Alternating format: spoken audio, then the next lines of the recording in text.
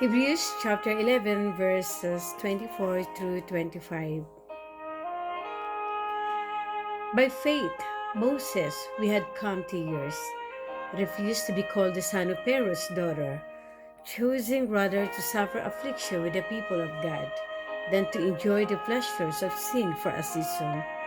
Hebrews chapter 11 verses 24 through 25.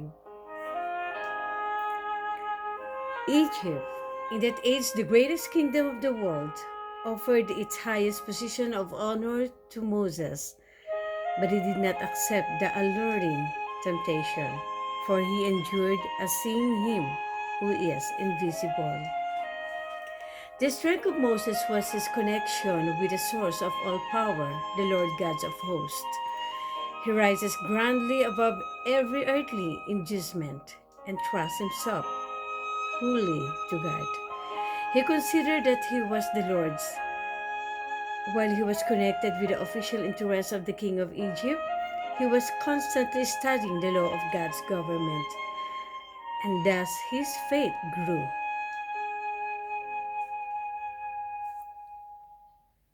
That faith was of value to him. It was deeply rooted in the soul of his earliest teachings, and the culture of his life was to prepare him for the great work of delivering Israel from bondage. After slaying the Egyptian, he saw that he had not understood God's plan, and he fled from Egyptian and became a shepherd. He was no longer planning to do a great work, but he became very humble. The mists that were beclouding his mind were expelled, and he disciplined his mind to seek after God as his refuge. He recognized the presence of God in his surroundings. All nature seems to be filled with the presence of the unseen one.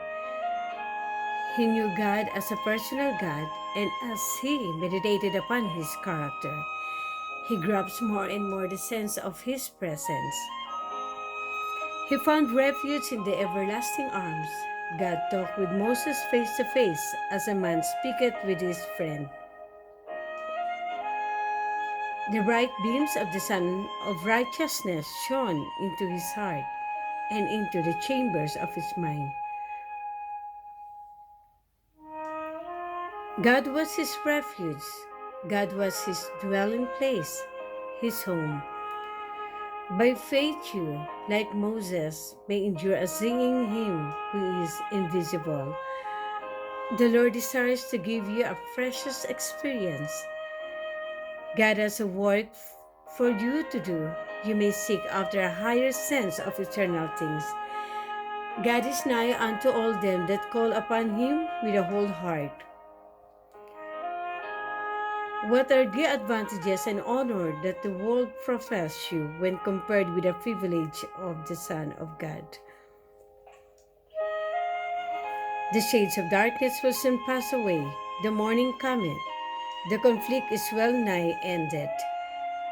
There is a crown of life laid up for everyone who has been a partaker with Christ in his suffering. Letter 21A, 1893.